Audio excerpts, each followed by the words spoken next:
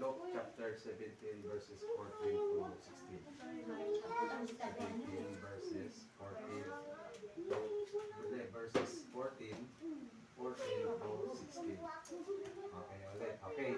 Okay, makinig na, makinig. Okay, hindi 17, 14 yan to 16. Hanggang 16 na. Okay, then. Basahin mo hanggang dito na, ha? On us na po. No, then. You start with. Okay, Luke. When he saw them, he said, "Go show yourselves to the priest." And Praise. as they went, they were cleansed.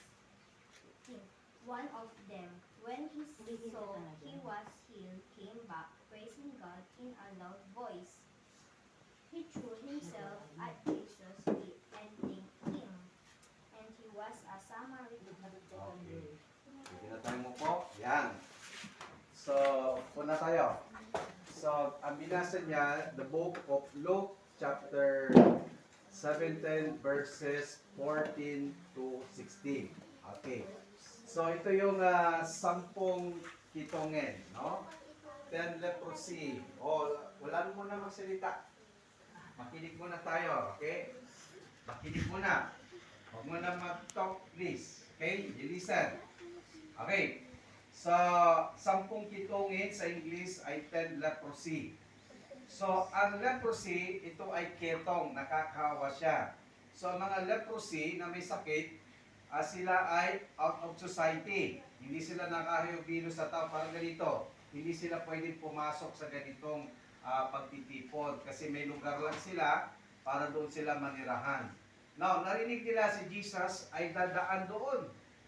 So, sila ay umiyaw, sumigaw sila. Ang sabi nila, "Jesus, Son of David, have mercy on us." Yun ang sabi nila. So, ang sagot ni Jesus Christ, kasi have mercy on us, sabi na, maawa ka sa amin, pagalingin mo kami.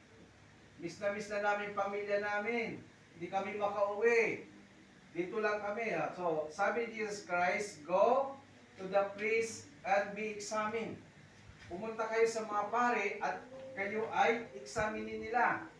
So, itong 10 kitongin, madali-dali silang pumunta sa pare. Pero sa kanilang paglalakbay, alam mo sa paglalakbay nila, yung 10, na-realize nila, di-notice, na yung kanilang sakit na kitong biglang nawala. Oh, it's a instant healing ang nangyari, biglang nawala. So yung siyam umuwi sa kanilang pamilya. Pero yung isa ay bumalik kay Jesus Christ. Ang sabi niya, praise the Lord, I am already healed. Magaling na ako, sabi niya. So anong ginawa niya? Lumuhod siya at nagpasalamat kay Jesus Christ kasi pinagaling siya. Pero yung 9, hindi umuwi sa kanilang bahay. So, ngayon pag-usapan natin ay about gratefulness. Pero dalawa yung pag-usapan natin this afternoon. Okay? So una, pag-usapan natin ay confidence. Okay, confidence, sabi nyo. Number 2 is gratefulness. Gratefulness. Okay, confidence. Okay. So tuloy natin yung story ni Moises, no? Si Moises, di ba nagpadala siya ng espiya doon sa Canaan, di ba?